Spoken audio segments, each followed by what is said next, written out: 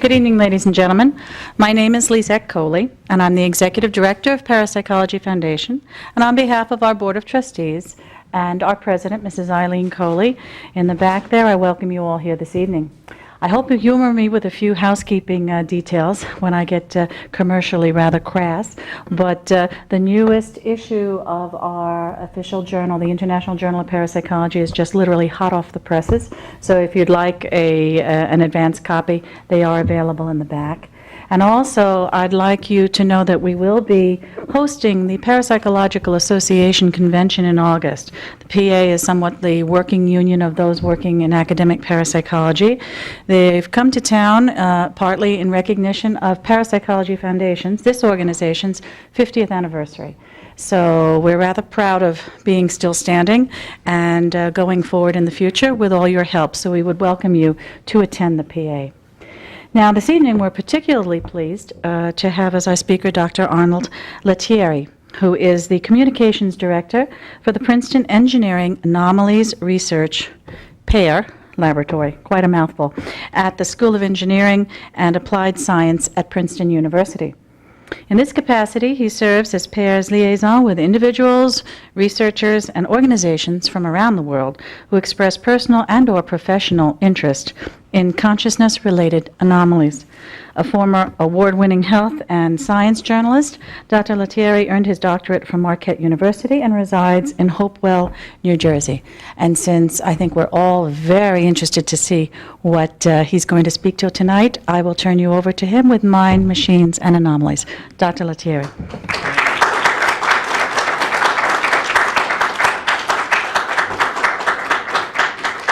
Thank you, Mrs. Coley, for your kind introduction.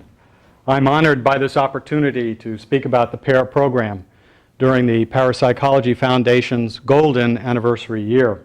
For 50 years, the Foundation has been a collegial forum on the frontiers of science for the investigation of human consciousness in its many manifestations and research on extended human abilities. I'm also delighted to see so many friendly and indeed familiar faces here on the frontier.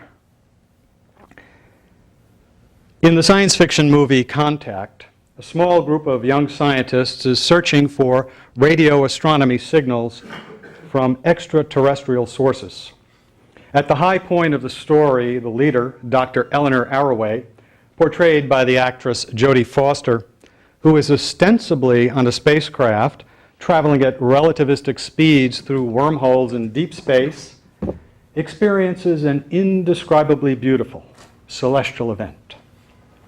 The only statement she is able to make is, "They should have sent a poet." Standing before you tonight, faced with the challenge of trying to tell you about the mysteries of consciousness-related anomalies, I too feel the urge to demur, "They should have sent a poet." But the cosmos did send a poet of consciousness, 437 years ago, William Shakespeare. His plays and the principles of their stagecraft are, in a sense, enduring examples of how human consciousness can participate in the establishment of physical reality. As scholar Sally Bowman explains, starting from a simple wooden platform, a group of actors will endeavor to stimulate the imagination of the audience. Between them, a play will evolve, and its strengths and weaknesses will be a measure of that collaboration.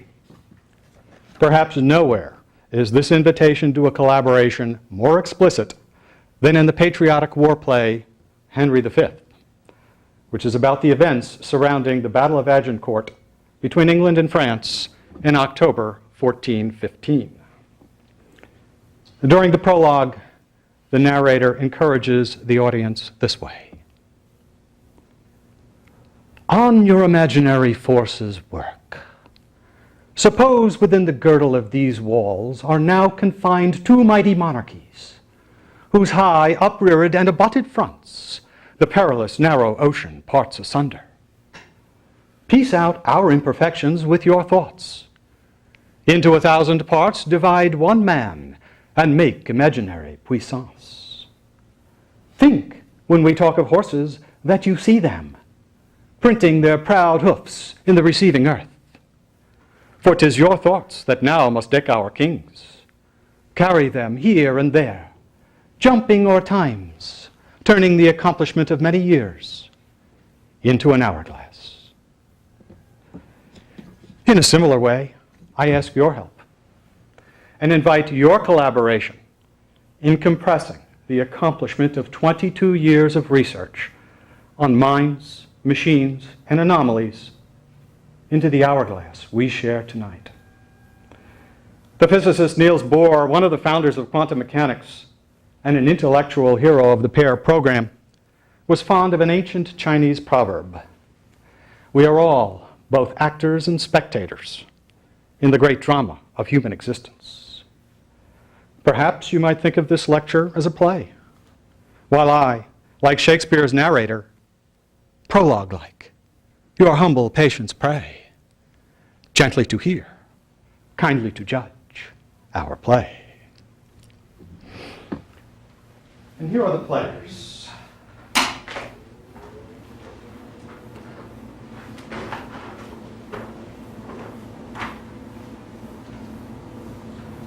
Robert John, Professor of Aerospace Science and Dean Emeritus of the School of Engineering and Applied Science at Princeton. Professor John co-founded PEAR in 1979 with Brenda Dunn, our laboratory manager. Our staff, of course, the volunteer operators who generate data. I'll explain later why we call them operators.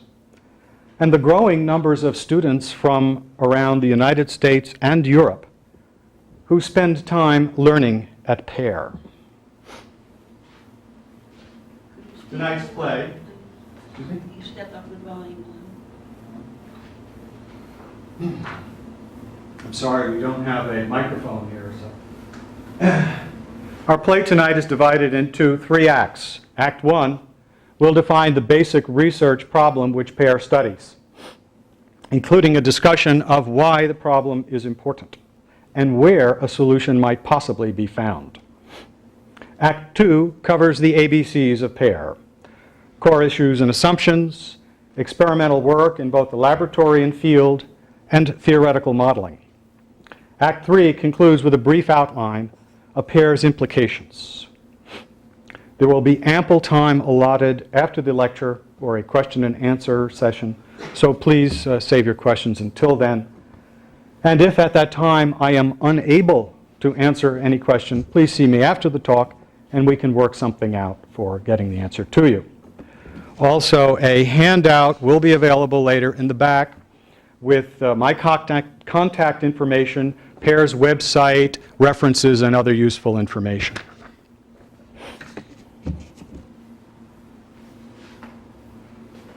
So what is the problem? Let me set the stage by explaining what the acronym PEAR stands for. PEAR indicates, of course, Princeton rather, indicates that we have academic roots. Engineering refers to the fact that we are based within our venerable institutions, School of Engineering and Applied Science, and are one of several laboratories within the Department of Mechanical and Aerospace Engineering. In simplest terms, anomalies refers to those experimental results which deviate significantly from the outcomes predicted by the laws of probability. Research means that PEAR is a research laboratory, not an academic unit.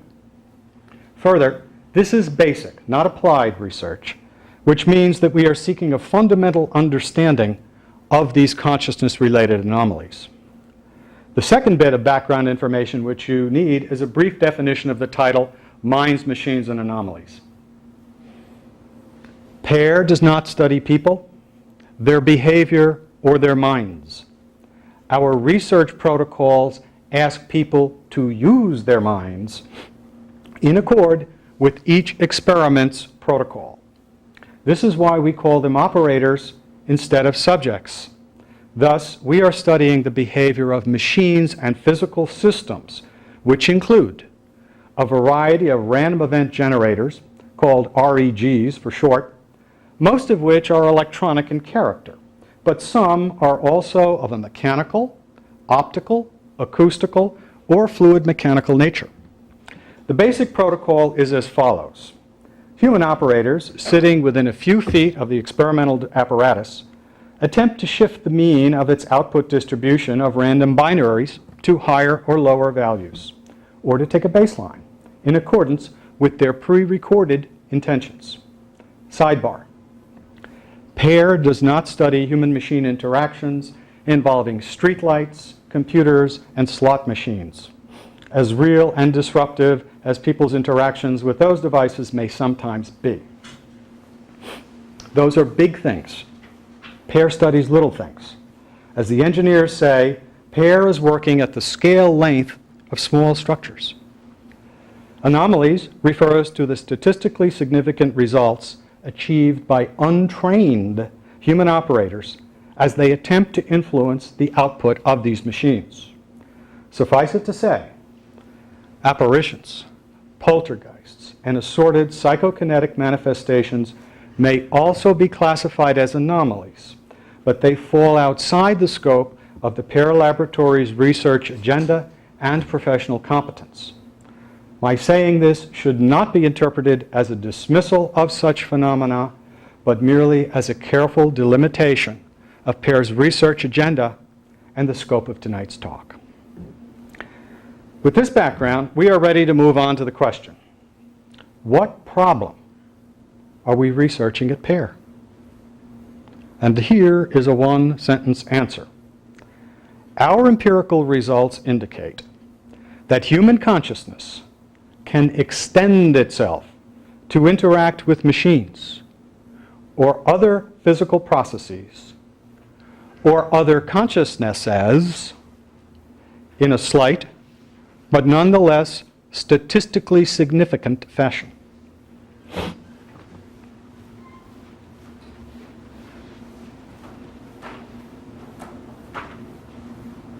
This graph illustrates several important elements, what we call our tripolar protocol. The high, low, and baseline runs, which are central features of PEAR experiments. I don't know if you can read that. That's high, that's baseline, and that's the low run. This particular graph summarizes the cumulative results obtained by 91 operators in a total of 522 REG experiments. The terminal probabilities for their intentions, the high, low, and baseline, are shown on the extreme right here of the graph, and I will read them off. The low has a probability of 2%, which means that there are 2 chances in 100 that this particular result is due to chance factors alone. The baseline over here has a terminal probability of 0.04, or 4%. The odds that this is due to chance are 4 out of 100. And the high intention has a probability of 0.0004. That means the probability of this cumulative deviation being due to chance is 4 out of 10,000. REGs are used in engineering practice to produce uncorrelated digital signals. That is, outputs in the form of ones and zeros, same as in your computers. Also, REGs have been used in a wide range of laboratory experiments designed to test the hypothesis that human consciousness may interact directly with physical systems. The REGs used in this experiment are not behaving as the laws of probability and the system's calibration specifications indicate that they should. Since they've been carefully calibrated, the preponderance of evidence suggests that their deviant behavior is correlated with the experimental intentions of the human operators. This is what we mean by engineering anomalies. If an engineering system, such as an aircraft autopilot, deviated from benchmark specifications by this much, it would be rejected in the testing process, or it could possibly fail in the field with disastrous consequences. Now, earlier I used the term other consciousnesses. This refers to another class of PEAR experiments called remote perception, which I'll discuss later. In the meantime, I would call your attention to the fact that the demonstrated time and space independence of our remote perception results prompted investigation of whether human-machine experiments might also be successfully conducted by operators who were not in the laboratory. We'll come back to this later.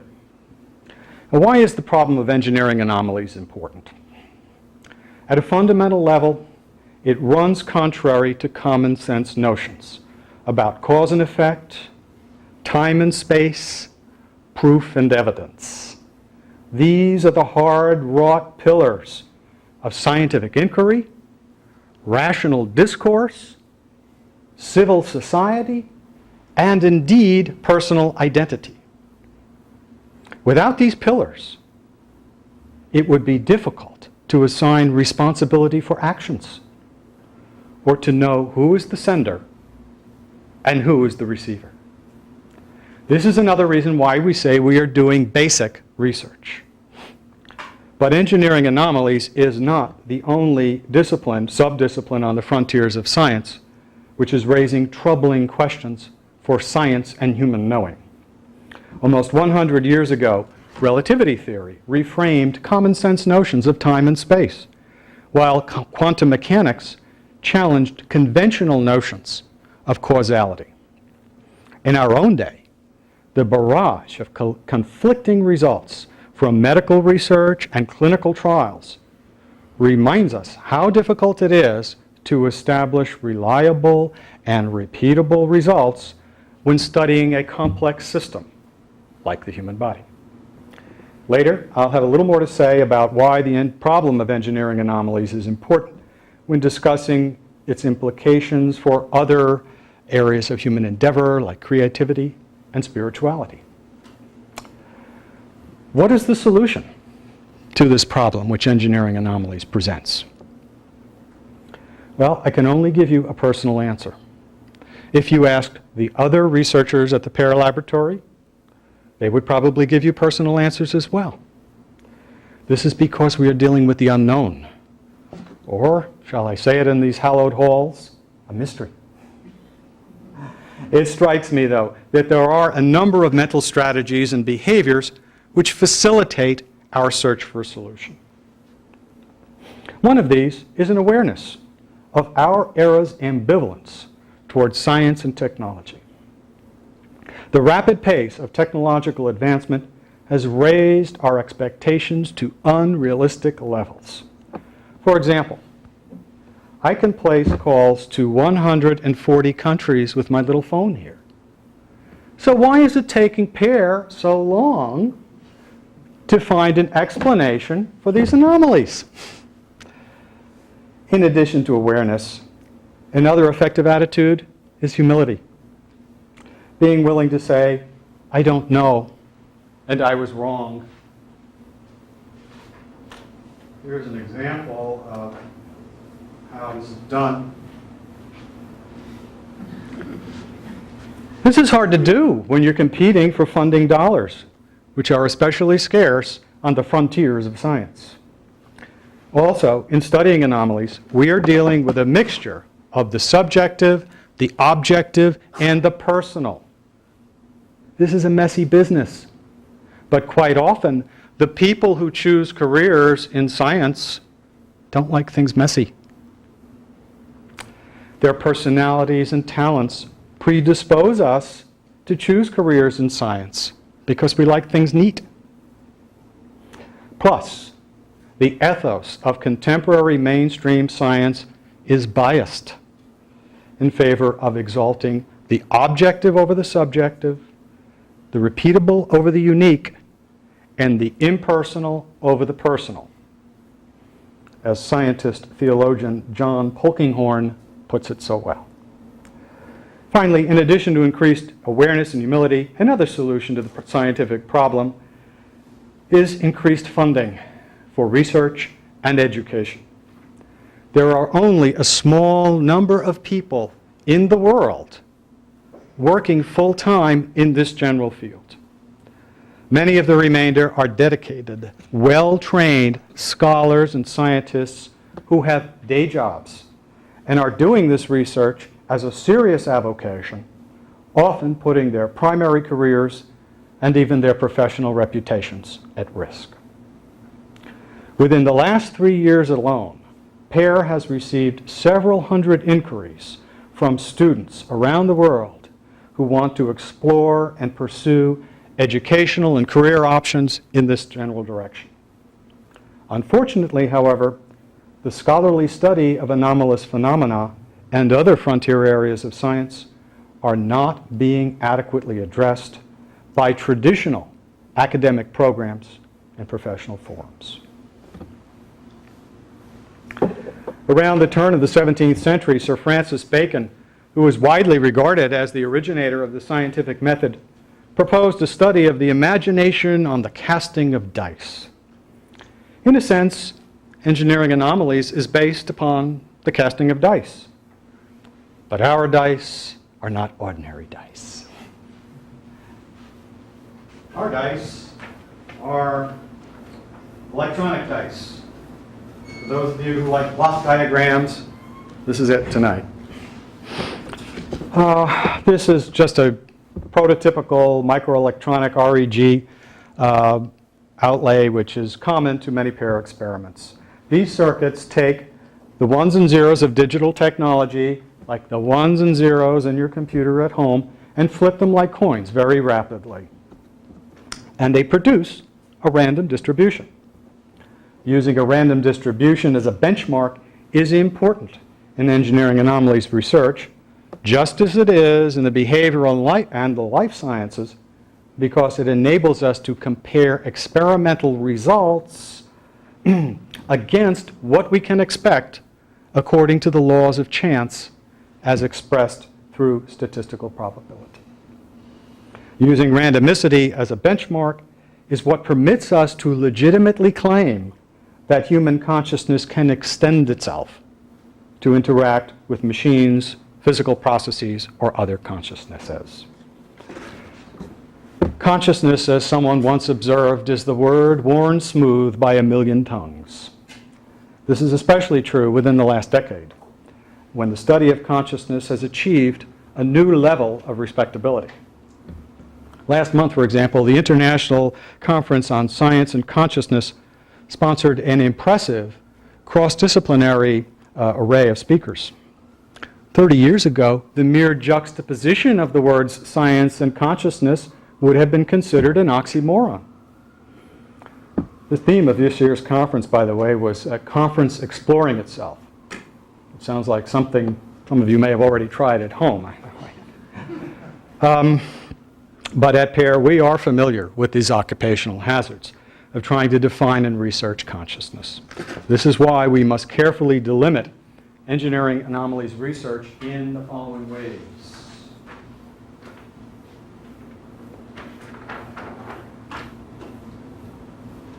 If you'll just excuse me while I take a hydration break. This cup is leaking. Fluid dynamics. Okay. Of course, as I said before, we're doing basic, not applied research on human-machine interactions. The volunteers for our experiments are unpaid, they're untrained, and they are anonymous, which means they may not claim that they have been tested at Princeton University for their psychic or other unusual personal abilities, as valid as these may be. As mentioned earlier, we call the volunteers operators, not subjects. We're studying the physical systems, not the operators themselves, and under the ethical and research guidelines of Princeton University and the School of Engineering, as well as the limitations of our staff's professional expertise, PEAR does not do any psychological, physiological, or neurophysiological testing of these operators. So, PEAR's everyday working definition of human consciousness is this. Human consciousness is embodied in the operator, who is acting under some intention, volition, or desire to go high, to go low, to run a baseline. And this individual experiences a bond, or a sharing, or a resonance between himself, herself, and the machine that seems to facilitate the transfer of information between the consciousness and the random physical system. The results of this experimental process are consciousness in action. That's what we mean by consciousness. These results are then analyzed according to widely accepted statistical methods, including, in some cases, analysis of variance. Does this quantitative approach imply that qualitative, metaphysical, and subjective dimensions of consciousness are out of bounds at PEAR? Absolutely not. There are 2 PEAR publications, which I'll discuss later, which address this very issue. My point here is that the precise use of language, together with quantitative analysis, are important ground rules for reporting empirical results.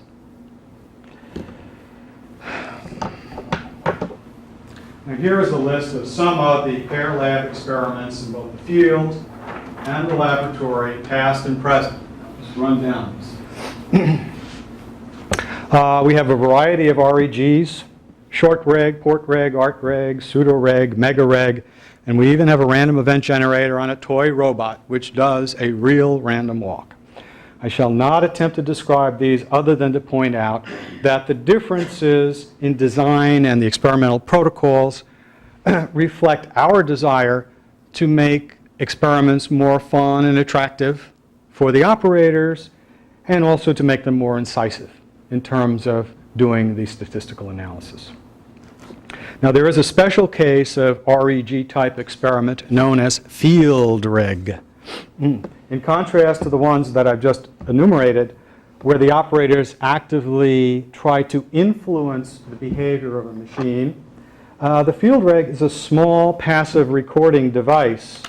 This is one right here, which we typically deploy unobtrusively at group gatherings, such as religious services, sporting events, business and professional meetings, clinical therapies, and so forth. Now, not all PEAR laboratory experiments involve electronics.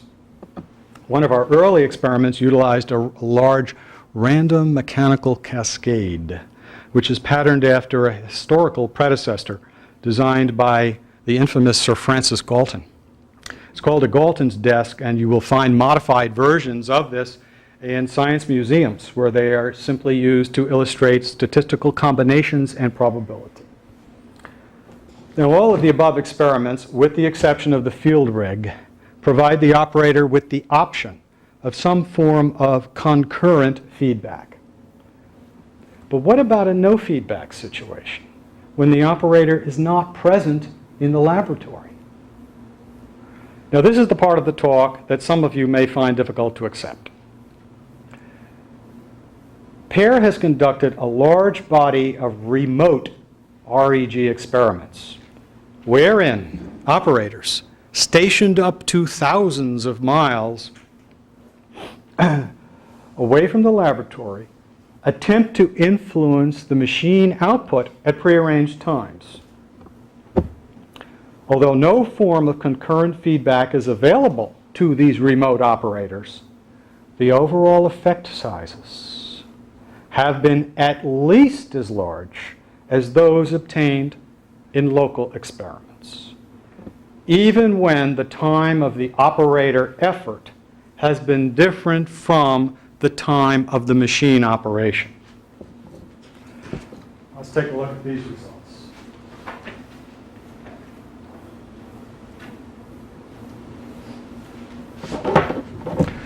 This graph shows the results of 256 remote REG experiments. They were generated by 30 different operators on 3 different machines over a 6-year period. These trials were generated from Kenya, India, New Zealand, Hawaii, Brazil, Russia, Hungary, Germany, and England, as well as from various places in the United States and Canada. In approximately 20% of these remote experiments, or 60 series, the operator efforts were at times other than those during which the machines were running. The temporal differences ranging from several days before to several days after the time of machine operation. These results show strong evidence for anomalous correlation between remote operator intention, high-low baseline, and the performance of these 3 different random event generators for the high efforts, while the low efforts are statistically indistinguishable from chance.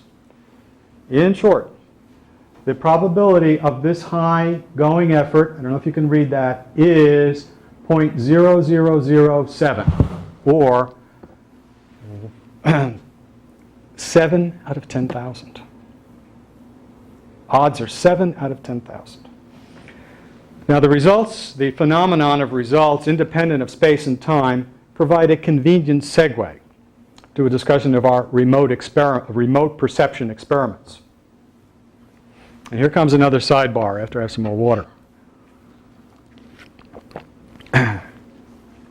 What PEAR calls remote perception is commonly and popularly known today as remote viewing. Ever since the declassification in 1995 of our government's work in this area, the so-called Stargate program, remote viewing has become the subject of countless TV shows about intelligence gathering, police, psychics, and so forth. Some former members of the military who were trained in the government program now conduct training seminars for the public. This is an acknowledgement, not an advocacy or a disparagement of these various initiatives. When PEAR conducted these studies in the early 1980s, we called them precognitive remote perception. Later we changed that to remote perception. We do feel that the term remote viewing is a bit misleading in the sense that it sets up an expectation of photographic accuracy and detail. Now, in remote perception experiments, one operator, who's known as the percipient, stays home, so to speak, while the other one travels. And this person is referred to as the agent. Aside from being given basic instructions, both the percipient and the agent are untrained.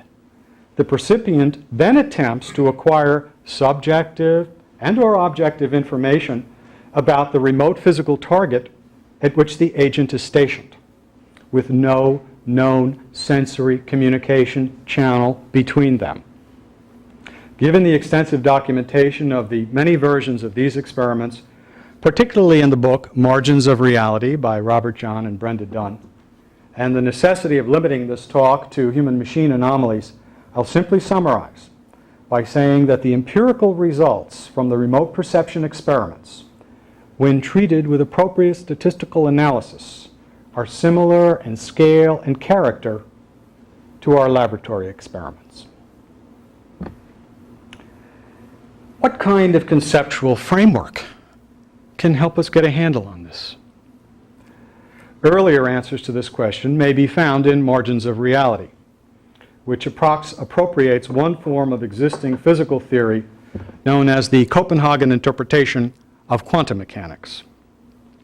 Now, the Copenhagen interpretation was selected because it acknowledges a proactive component of human consciousness within the context of scientific experimentation and observation.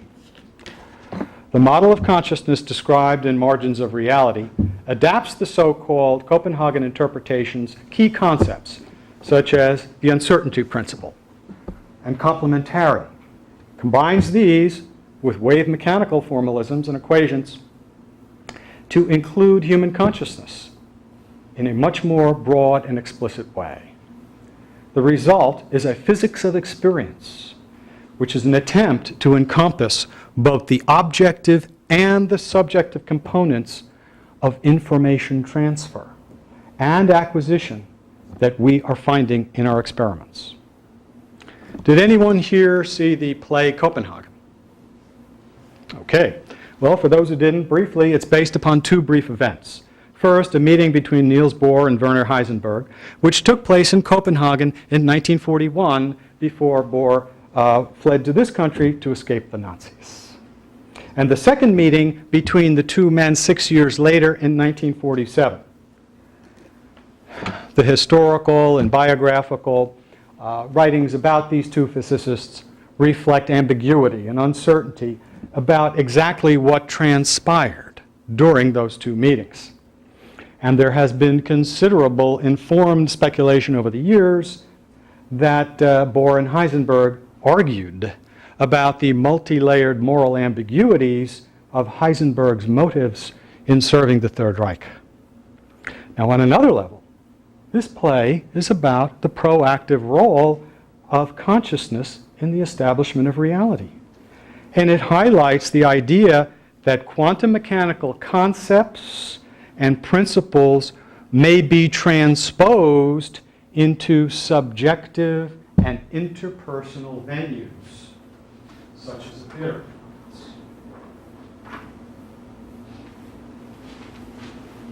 I borrowed this from the New York Times.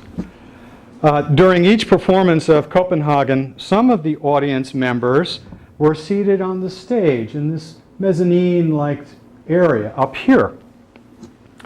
The circular arrangement, by the way, is reminiscent of Shakespeare's Globe Theatre, isn't it? The plot contained two different versions of the two meetings, which only became real as the audience observed them. It's as if the playwright, Michael Frayn, were saying, "For 'tis your thoughts that now must deck our physicists, carry them here and there, jumping o'er times, turning the accomplishment of 6 years into an hourglass." Another conceptual framework for comprehending engineering anomalies may be found in the journal article, Science of the Subjective, which is also referenced on the handout, and is also available for download from our website.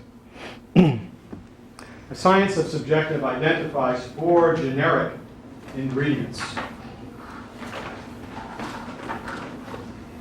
And we'll go through these quickly. Of course, a random physical process, consciousness, information, and resonance. More closely, by random physical process, we mean an output data stream from a mechanical or electronic device, or in the case of remote perception, an array of physical details embodied in a randomly selected geographical target. Remember, the agent is sent to a randomly chosen location. Consciousness refers to operators, percipients, or agents acting under some intention, volition, or desire. The information generated by consciousness, which has been subsequently coded in binary form as part of the PEAR protocol and analysis, is being added to or subtracted from the random process. Resonance is defined as a bond or a sharing of identity between operator and machine, percipient and agent, or percipient and target that facilitates the information transfer between the consciousness and the random process. It may be helpful to note that these 4 ingredients are just special cases of the more general ingredients that characterize virtually any form of creative human experience. All you have to do is substitute raw material, be it environment, resource, or context, for the random physical process. We'll return to the issue of creativity shortly. Both the notions of quantum mechanics and the science of the subjective have evolved into our current theoretical framework, which we call the modular model of mind-matter manifestations, or M5 for short. For now, I'll ask you to tolerate, please tolerate, a greatly abbreviated explanation. And I want to assure you that there is a technical report about this in preparation. It will be available very shortly, and you'll find the reference on the handout sheet. There was also a preliminary version of this model in the article 20th and 21st Century Science, Reflections, and Projections, which is also listed on the handout. Now let's turn our attention to the diagram for a moment. The letter C stands for conscious mind, which subsumes capacities such as awareness, cognition, memory, and volition, to name just a few. U represents the unconscious, the undifferentiated foundation or source for the conscious mind, including the distinction that some scholars and psychoanalytic practitioners refer to as the procedural unconscious and the dynamic unconscious. T stands for the tangible physical world of clocks, billiard balls, speeding locomotives, and falling objects. Finally, I stands for the intangible physical world. Now, how can something be physical and intangible? Well, look through the contemporary journals of theoretical science, or even a magazine like the Scientific American, and you'll find empirical reports and speculative articles on esoteric aspects of nature, such as complex systems, vacuum physics, string theory, zero-point energy. All of these struggle to capture some essence of that strange primordial world that William James referred to as the aboriginal sensible muchness. So far, so good. Not much new here, you might say. But the next step is where the M5 model departs from conventional views and introduces this radical postulate. There is a domain of intangible physical processes underlying the tangible world, much as the unconscious mind underlies the conscious mind. The intangible physical world enjoys a much more intimate dialogue with the unconscious than the tangible does with the conscious. According to the M5 model, down here on the fuzzy border between you and I, this is where mind and matter meld. So let's put the model together. In normal interactions, the conscious mind receives information directly from or inserts information directly into its material environment using known physical and neurophysiological processes. In anomalous interactions, however, information may flow on this more circuitous route, either way, via the unconscious mind and the intangible physical regime. Again, I cannot emphasize strongly enough how much I've oversimplified this. I would encourage any of you whose interest has been piqued by these notions either to see me after the talk or contact me by email to be placed on a mailing list for a copy of this article when it's ready. This past February, Dr. Kathy Dalton presented a perspectives lecture in this same room on the relationship between creativity and ESP. Where does creativity come from? Does it have anything in common with the evident ability of our consciousnesses to extend themselves to other realms? More than 100 years of rational academic inquiry in fields such as art history, literary criticism, history and philosophy of science, and so forth, have made enormous analytical contributions to our appreciation of the biographical, social, and historical contexts of great human achievements, as well as insights into their underlying technical structures. But insofar as I am aware, none of these efforts has yielded an equation which explains the transcendent qualities of a Bach cantata or provides a formula for the Mona Lisa. Can you replicate a creative insight or action? Is it possible to specify through a series of strictly logical and rational rules the nature and grounds of the creative act? This is like asking if you can step in the same river twice. In other words, the narrow range of consciousness-related human-machine anomalies we have been studying in the PEAR lab may be an indicative microcosm of a much broader genre of human capacity, the capacity to create, the capacity to order, to heal, to stimulate. So, in attempting to model our empirical data, we may, in fact, be modeling the essence of human creativity.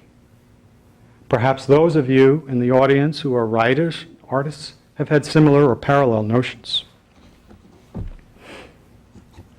2 months ago, Dr. Sam Sparrow presented a lecture in this series on parapsychology in the Talmud.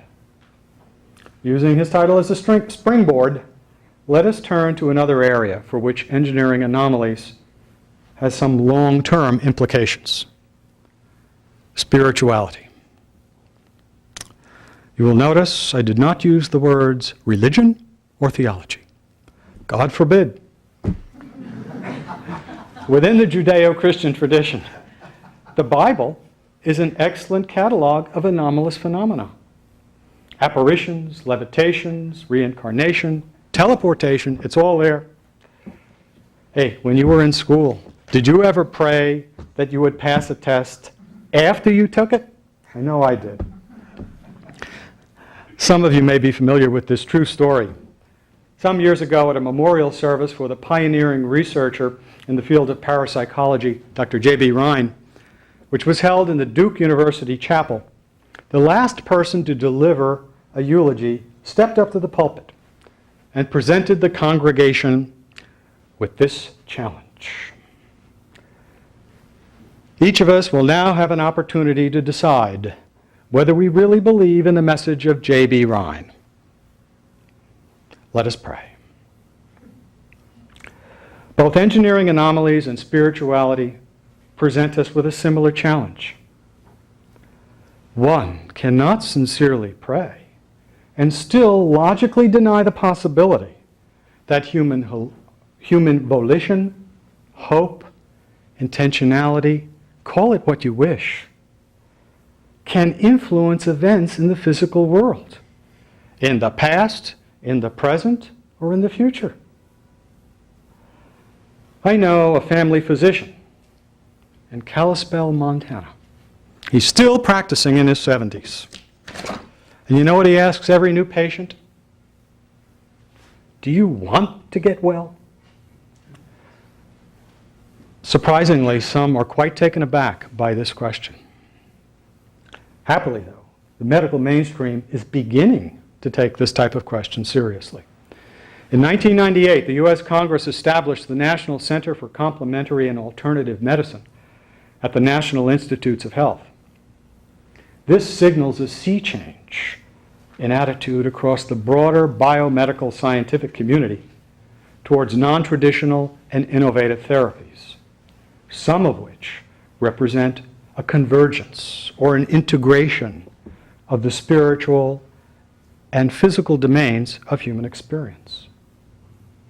Since engineering anomalies relies on human intention in its experimental protocols, our findings are potentially relevant to a number of areas which are receiving serious scientific scrutiny, such as the placebo effect, practitioner-patient interactions, intercessory prayer, healing energy, and so on, as well as the traditions of indigenous peoples.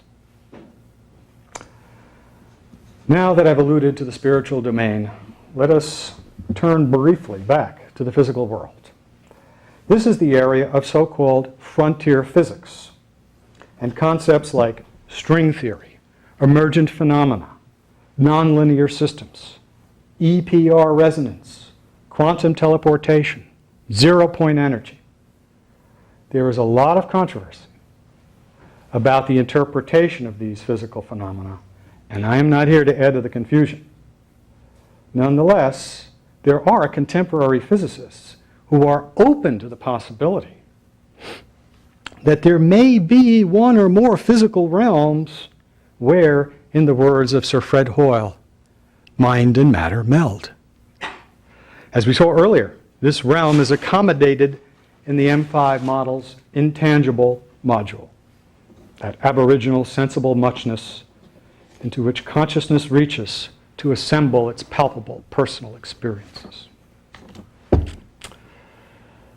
Creativity, spirituality, alternative medicine, esoteric physical phenomena, these are just 4 general areas of implication.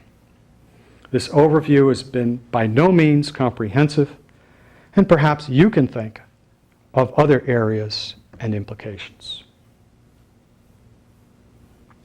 Another English poet, William Blake, wrote that if the doors of perception were cleansed, we would see everything as it truly is, infinite. In fact, neurophysiological studies confirm just how limited the bandwidth of our conscious awareness is. Right now, each of us in this room is processing millions of bits of information per second through our 5 senses. Yet we are only aware of something on the order of 16 to 100 bits per second. That was like a modem that operated at that speed. The power of human consciousness to establish physical reality is marginal and probabilistic at best. And I would be remiss if this presentation led you to believe otherwise. So, what does it all mean? Personally, I believe that PEAR has been acquiring the baseline data for a natural science of consciousness at some point in the future. There is so much about this we just don't understand. I also feel that the ultimate meaning of research on minds, machines, and anomalies may ultimately be found to have something to do with the place and the purpose of human consciousness in the cosmos. Many years ago, Albert Einstein expressed this beautifully in a letter to a young scientist. A human being, Einstein wrote, is a part of the whole, called by us universe, a part limited in time and space. He experiences himself, his thoughts and feelings as something isolated from the rest, a kind of optical delusion of his consciousness. This delusion is a kind of prison for us, restricting us to our personal desires and to affection for a few persons nearest to us. Our task must be to free ourselves from this prison by widening our circle of compassion to embrace all living creatures and the whole of nature in its beauty. Nobody is able to achieve this completely, but the striving for such achievement is in itself a part of the liberation and a foundation for inner security. Thank you for your kind attention.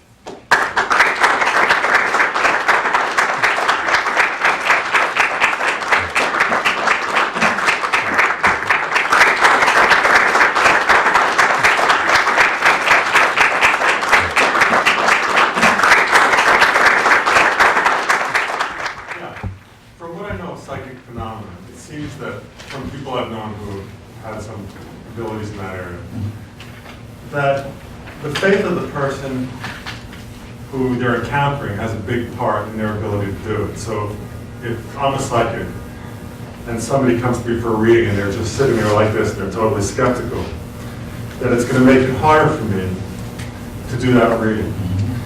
So it seems, doesn't it seem like that would be a natural obstacle that you would have in PEAR, because in an academic environment, which is where the research is going to be useful, your presupposition cannot be that you have faith that this exists, but your presupposition has to be, do these phenomena exist?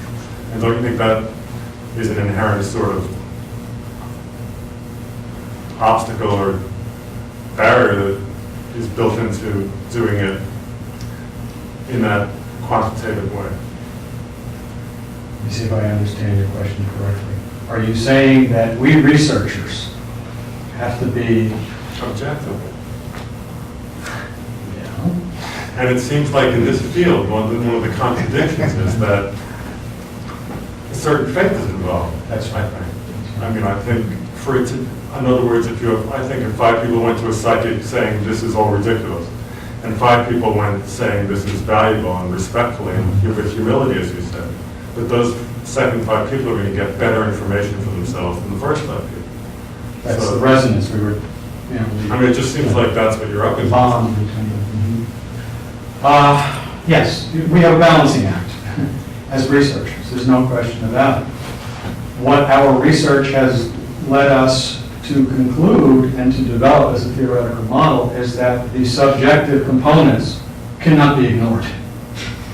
And that's what papers are about. How you do that in a systematic way without contaminating. We don't have the final answer here, but we're simply saying that the model that has been put forth in traditional academic frameworks, dare I say, the myth of the impersonal, objective researcher. No, we're all invested. If we're taking risks and we're doing work, we have an investment in that, but there are still ways to safeguard against that. Just as a physician can have an attractive patient and yet not But I'm saying it the other way. I'm saying that I think it's necessary to have that faith, but I think what you're saying is you're opening the door for all science to embrace it. we're opening the door. For all the different disciplines that you used to say it was an oxymoron, that we're scared of considering these phenomena, you're opening the door for them to integrate this. To a certain extent, yeah. What I meant by that reference oxymoron, just using, to be able to say that you could have a science of consciousness was, and now there's at least a willingness to entertain that question and to begin to say, how can we do this? We are in my opinion, Galileo's workshop with the beakers and the little wooden balls rolling. That's what we are. Even though we have this wonderful electronic equipment, we think, it's all just around the corner. And we can go in and get our MRIs and our PET scans, and we can see, which part of our brains light up when we hear a joke. And so we think, well, come on. The answer's right around the corner. And I'm just wondering whether the word consciousness is really the appropriate one to describe these effects. If people don't know what they're doing, or how they're doing it, or even when they're doing it, or even if it involves the mind at all, isn't it more appropriate perhaps to think in terms of an energy field created somehow by the human organism, a field that percolates through matter and can perhaps influence it, rather than consciousness in the psychological sense? that's the proverbial can of worms there that you've opened for us. Our response to that in general is that we don't talk in terms of energy. We talk in terms of information. That somehow information is being altered in these experiments. Well, human body is electrical impulses and neurons, is the brain, the waves, and maybe that's. But if that were so, then you would not find the remote effects, because you have the dropping off of distance of any kind of electrical signal in the Well, universe that's where. electromagnetic energy, yeah. So, But I think the key to documenting some kind of energy effect is to have a detector. And it may be that you now have an instrument that can measure the effect. and it may be so incredibly crude that centuries from now, people will be laughing, but they'll also be admiring it in the science museum. And saying, "You know, look at how they did this back then." Really what technology. We're so close to it that, you know, we think we're it. You know, we're just it. And so, ladies, this lady. You mentioned various constructs, quantum mechanical constructs like zero-point energy, but you didn't give any hint as to how this construct in particular, zero-point energy, would be related to your system. That's right. Because we just haven't gotten into that. We are simply acknowledging that there are these physical phenomena and that the physicists, some of them, very respected ones, are doing quite a bit of speculation on their own. So we're just saying, hey, look over there, you know, in that field, you'll find people struggling to accommodate the consciousness, the intention, the expectation of the experimenter into the effects they get. We have not sat down and said, okay, here's how it relates. And there are people working on this. I'm not dismissing when I say that, not dismissing it. There are people working on that. That's just not something we can pursue right now. But we at least want to acknowledge that other things are going on in other fields that may have a bearing on this, that may ultimately be found to be the mode of transmission for this information transfer. Okay, gentleman over here. So many questions are so interesting tonight. But one that I was interested in, what about going up and down the phylogenetic scale? You talked about, you know, why stop at consciousness, but why stop at the human organism? Have there been obstacle that you would have a PEAR, because in an academic environment, which is where the research is going to be useful, your presupposition cannot be that you have faith that this exists, but your presupposition has to be, do these phenomena exist? And don't you think that is an inherent sort of obstacle or barrier that is built into doing it in that quantitative way? Let me see if I understand your question correctly. Are you saying that we researchers have to be, Objective. you know, And it seems like in this field, one of the contradictions is that a certain faith is involved. That's I right. think. I mean, I think for it to, in other words, if you have, I think if 5 people went to a psychic saying this is all ridiculous, and 5 people went saying this is valuable and respectfully and with humility, as you said, but those second 5 people are going to get better information for themselves than the first 5 people. that's So- the resonance we were, you know. I mean, it just seems like that's what you're up The against. bond between them. Yes, we have a balancing act as researchers, there's no question about it. What our research has led us to conclude and to develop as a theoretical model is that the subjective components cannot be ignored.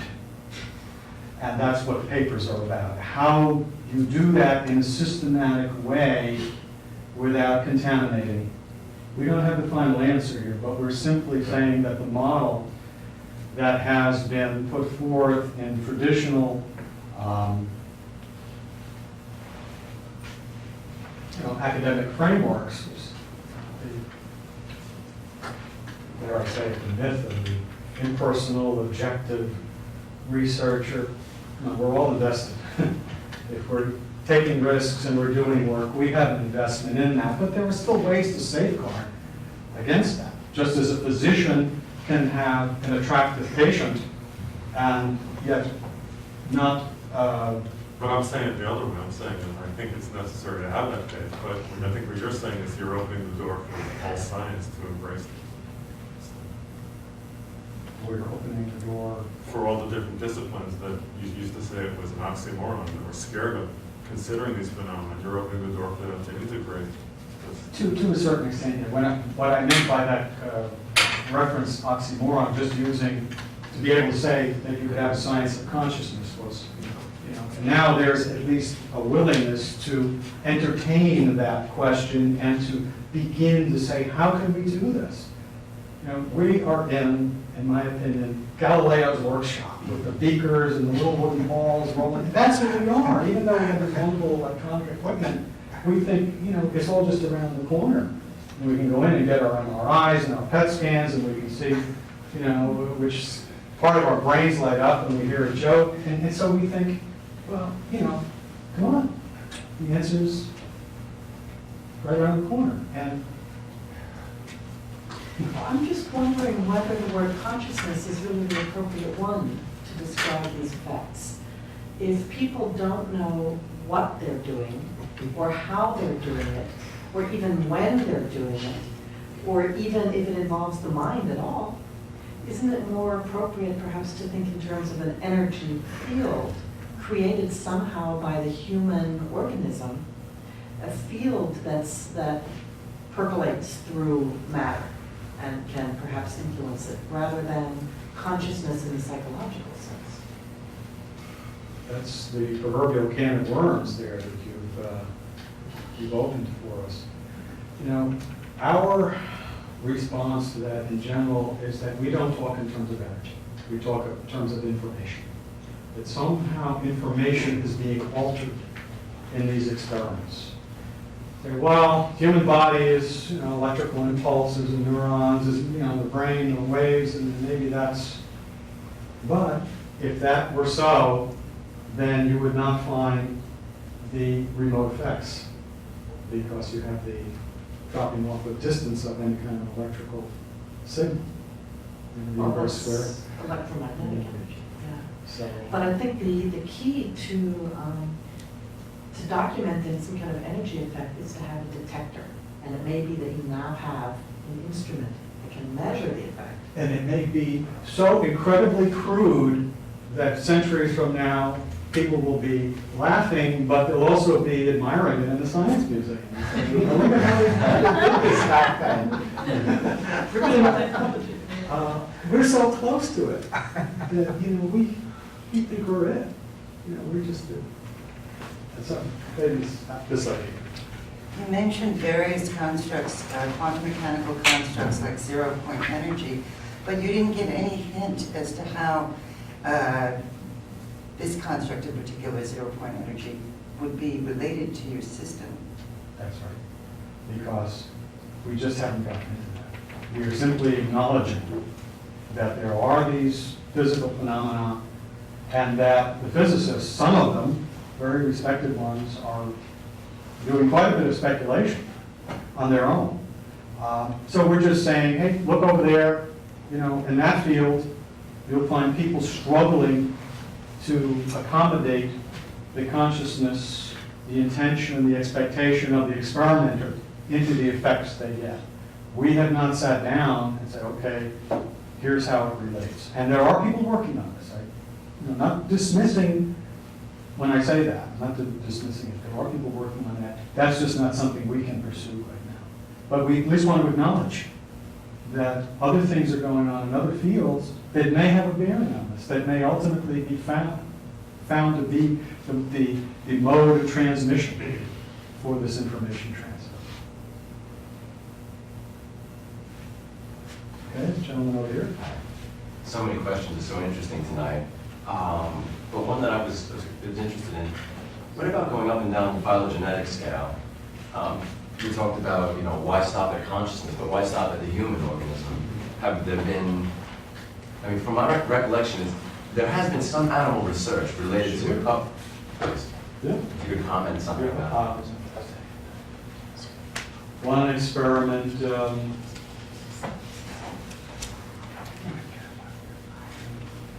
experiments in the down of plants, responding to human intention. Veggie Reg, Yeah, that's I right. recall.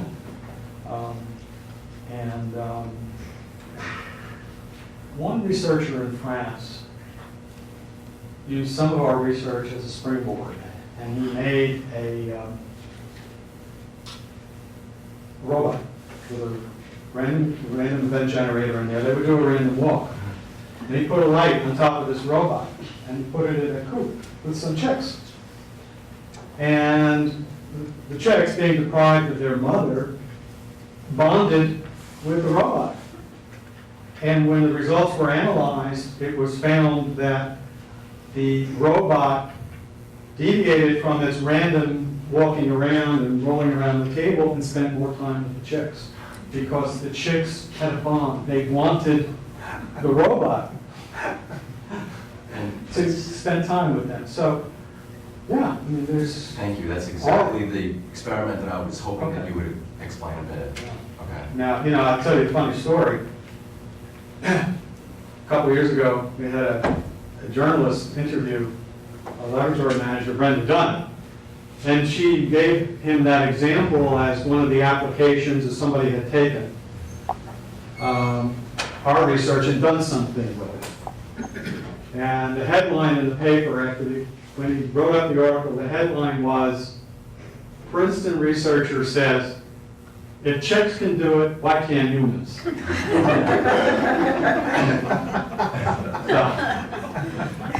Now that I program go with you, not about people go close. If the emphasis is on the machines and not on the people who are called operators, how do you choose the people who come in? It's an excellent question. They choose us. We rely solely on word of mouth and self-selection. So someone is willing to donate the time, and we like to see about 5 to 10 hours from an individual. There's no time, it's not like a clinical trial where you have to go for 2 weeks. But we're looking for serious people, and they have to be willing to make their way to Princeton. Obviously, there are people who very frankly want to be tested, and we do everything we can to politely discourage them and explain that that's not our business. But it's really a process of self-selection. Do they get feedback at some point? At some point, we do, yes. Right. I mean, there is a certain amount of feedback with most of the experiments. If you see something on the screen, just as I showed the graph, well, on a typical REG experiment, you will see that high line progressing as the experiment goes forward. So what happens is that people tend to relate to the screen, even though what they're seeing happened before you're seeing it, because of the time it takes to get through the computer and then for us to process it. But we don't care about that. I mean, people just relate to the machine and kind of get caught up in the game of it. So yeah, you have that kind of feedback. And then operators also have the option of no feedback. Just turning off the screen. Some people just like to meditate. Some people come to our lab and they say, this is the 1 hour a week when I could be in the quiet and just relax and get to some meditative place. So, there are a variety of operator strategies. Some people like music. Listen to music when they do an experiment or whatever. We encourage that, but we don't measure that or keep account of it as a variable. It's just not something that we can make use of at this time. I'm sorry, I won't monopolize tonight, but have operators improved with their performance over time? That's a great question. Here's what we found. Anybody here heard the decline effect? I see some heads nod. The decline effect. This is not just in our laboratory, but it's in any variety of laboratories that study psychic, paranormal, and so on. Somebody comes in, they don't know what they're doing. They're excited. They do the experiment, and the results may be statistically significant. Right? So they're all excited. I'm going to come back. Come back. I got it. I'm really gonna hit it this time. They're trying very hard. The analogy is an athlete. Somebody's in the minor leagues, the star gets promoted to the major leagues, and he has problems. And suddenly he becomes self-conscious. I'm now in the big leagues. I can do this. At this point, some people lose interest because they're not getting the gratification. But what we find is that if people stay at it, their performance tends to return to their original area. If people are prolific, and that means doing scores and scores and scores of experiments, and we have people who just come and do that over the years, they develop something that's called a signature. So just as you saw this graph here, you know, with the high, low, and baseline, if somebody did 100 of a particular experiment, you know, you might see this pattern. And then they go and they try another experiment. They do 100 on that one. It won't be identical, but say, hey, there's a signature, there's a pattern. What does it mean? We don't know. But something can emerge. Now, do people get better by practicing? No. We have found no learning effects. What we do find is that if people stay at it, they return to their original level, and if they stay at it even longer, they develop a signature. And sometimes that signature can be the high going low to a statistically significant degree. It's backwards. Okay? Think about that. What are the implications of that? Right? Acting contrary to our own best interest. Have we ever done that? No, I haven't. And that's the signature of some individuals. They go in the direction opposite to intention. Mysterious. Yes? I wonder if you could comment a little more on the transtemporal studies, where the operator tries to influence the machine several days before or several days after, and you still get a significant effect. This is revolutionary. Can you talk a little more about that?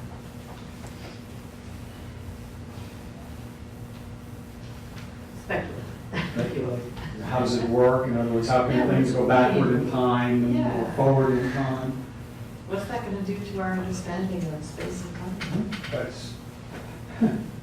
That's what I mean. You know, and that is one of the problems that we face in this field, is that this work is challenging conventional notions.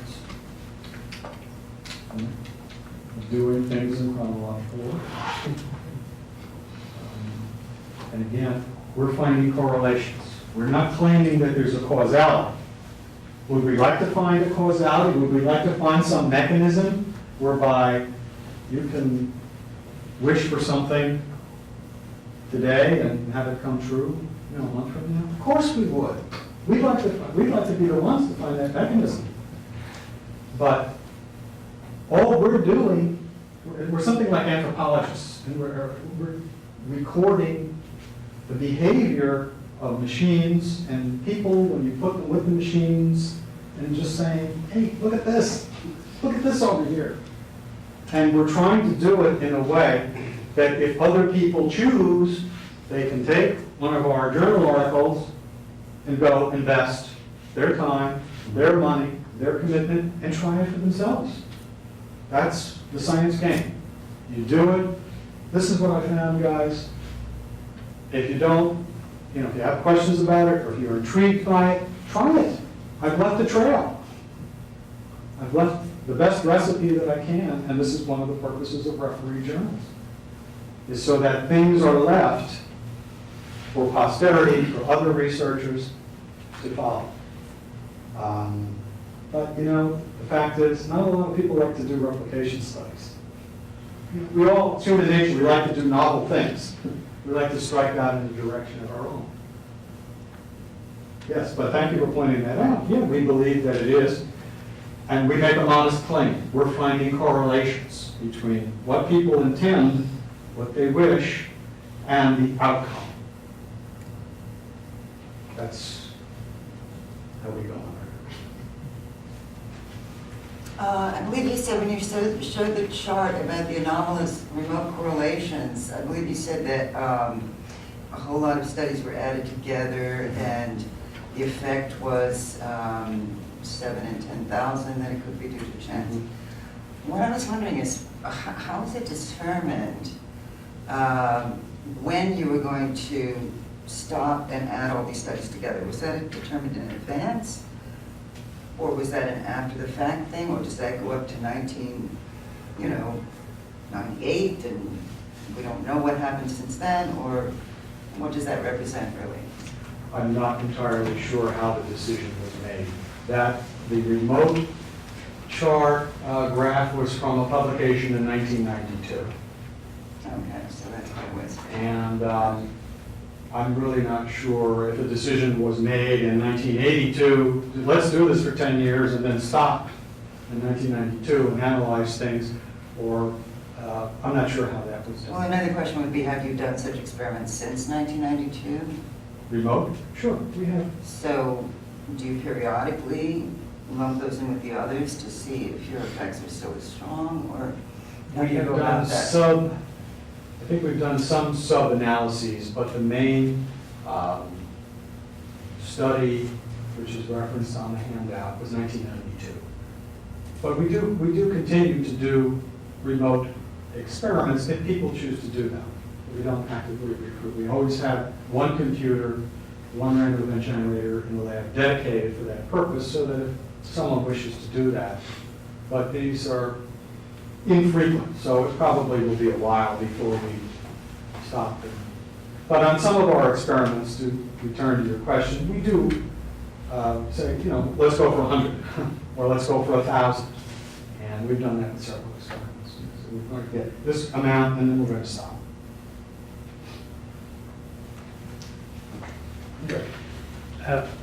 There are some replication of your work done in other countries, like in Germany, Greece. So what they found, did they get the same results or something different?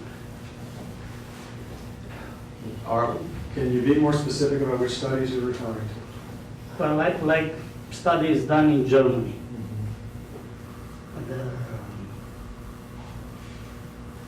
I know there's some studies on the same line. We were involved in a collaboration with 2 German laboratories.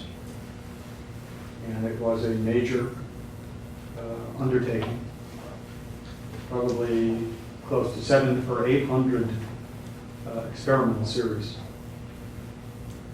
And it was designed as a replication of the PEAR work.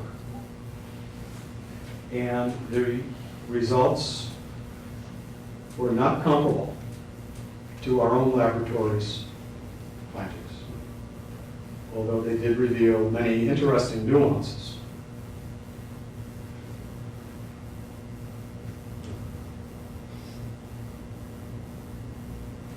Does that answer your question? Sure.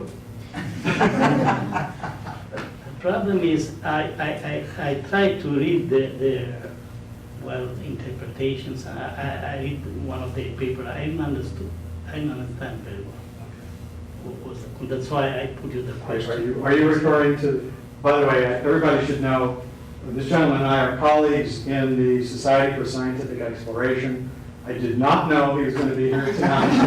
I did not provide him with this question. But I am prepared for the question. And I did bring along the editorial from the journal in which the study was published. And with your indulgence, I would like to read what the editor wrote in addressing, I believe, the very point that you've raised. And this refers to a major collaboration which the PEAR Laboratory did with the University of Gießen and the Freiburg Institute, which is a major parapsychological research and counseling resource in Germany. The editor-in-chief of the Journal of Scientific Exploration, Professor Henry Bauer, wrote, Studies of scientific anomalies are commonly criticized for lack of efforts at reproducing results, for not following scientific method, and for making no progress. None of these apply to the report in this issue from the Mind-Machine Interaction Consortium. That's the 3-lab group I just mentioned.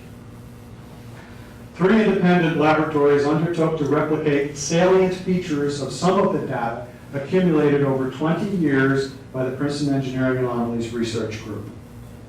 Analysis of the results meets the highest standards of incisive and sophisticated scientific work. Monte Carlo technique has been applied in a manner that much mainstream work could, with advantage, emulate. Nor is this without precedent. The best work in parapsychology has, for some time, been as rigorous methodologically as the best work in mainstream psychology. As to progress, this replication is a landmark, quite irrespective of how its results are interpreted. Skeptics of the dogmatic ilk will happily, immediately, and superficially misconstrue its significance by claiming that it confirms the inherent irreproducibility of mind-machine interactions. Seekers of truth, on the other hand, will recognize that the work points to and opens up new ways of understanding what research in this field must aim to do. Find ways of getting conclusive results, even though the phenomenon displays itself so capriciously that the variables to be identified and controlled must be other than the obvious ones. This marks real progress.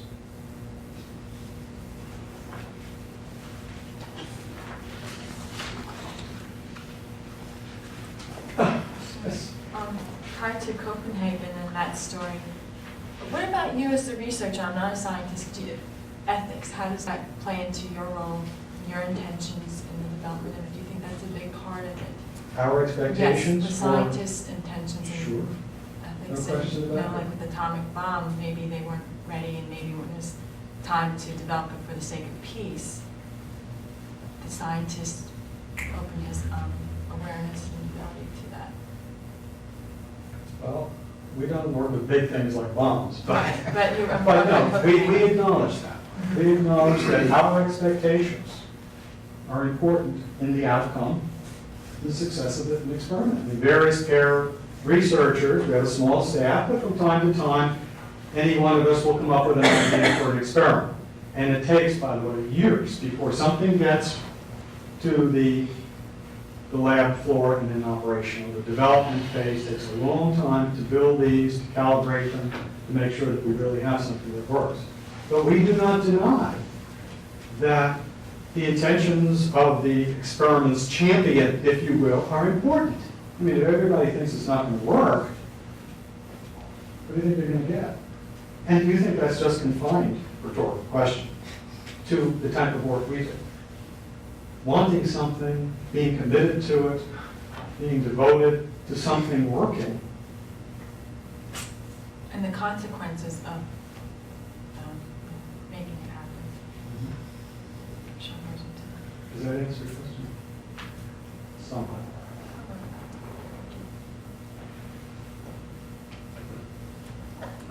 How is the work of PEAR received by mainstream science? Any better than perhaps parapsychology in general? Any worse? The same?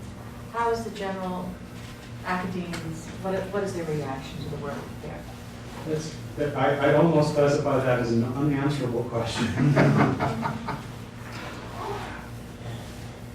We have friends, we have people who are indifferent to us, we have people who don't like us, but who doesn't? Yes? Have you had any, I know you can't name any names, but any skeptics? No, that's an excellent question. Our doors are open to skeptics. We invite, we welcome visits from informed skeptics. We have learned from honest skepticism over the years. We have incorporated changes into our experimental process. But there are other types of skeptics. There are debunkers and so forth. And that can be a waste of time. But we really don't know until you talk to somebody where they're coming from. Do you test the skeptics if they want to be tested? Ooh. Well, we allow them to participate. We don't test them. Remember, we don't test people. If they choose to try it, they're welcome. People are welcome. You say, come. I mean, in this age of the internet, right? There's a lot of people who like to go online in the chat rooms and in the groups and post criticisms and misinformation and so forth and so on. You get a lot of that today. But yes, if a person who is skeptical wishes to try an experiment, but again, it does require a commitment. If somebody comes in and they get 7 out of 10,000 on the first, do we run out into the street and jump up and down and make a big fuss? No, we say fine. We say the same thing if somebody got an indifferent result. We say come back. Fine, do it again. That's what science is. It's not getting one result that may be extraordinary and making any kind of a claim. Well, there might be something about the skeptics worth looking at, which is that they may perform differently than people who are more open to the phenomena.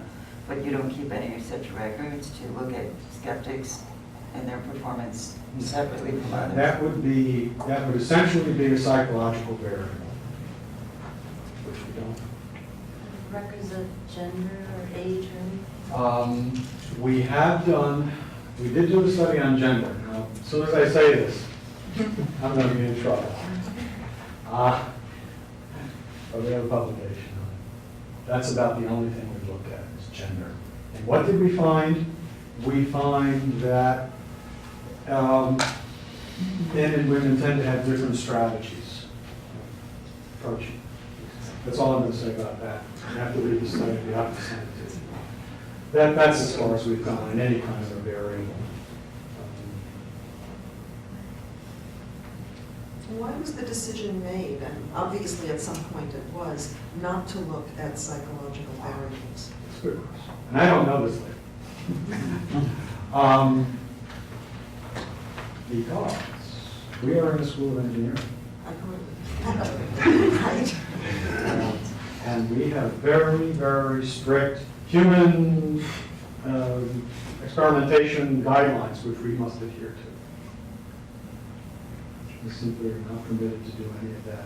And by the way, Sheep goat question? Sheep goat question? I suppose so. But, we just want people to have fun when they come into the lab. This is what we try and communicate. If you can see our laboratory, I'm sorry, I don't have pictures of it. We have stuffed animals all over the place, and it's quite disarming. Maybe some of you have been there.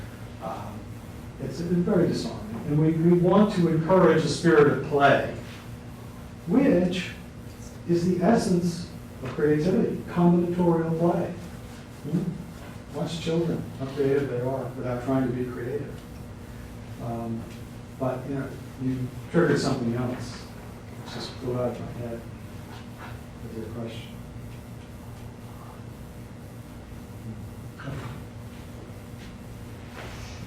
Yes.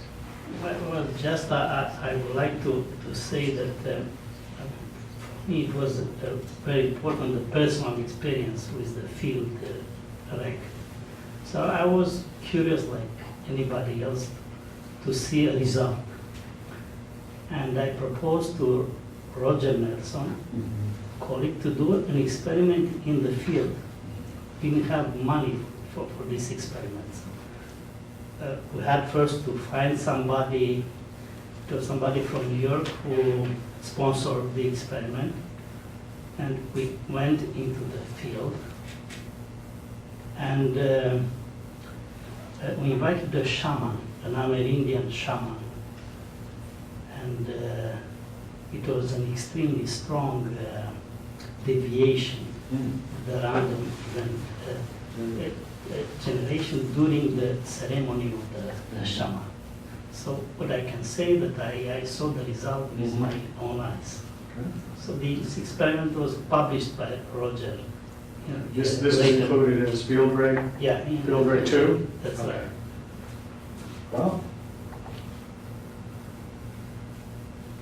Well, I think at this point, you've been very kind to prepare the sheet so that you can all continue contemplating and really chewing over, because you've given us a lot to think about, Arnold. So I hope you come back at another time when we formulated our questions better, and I thank you for this evening. thank you.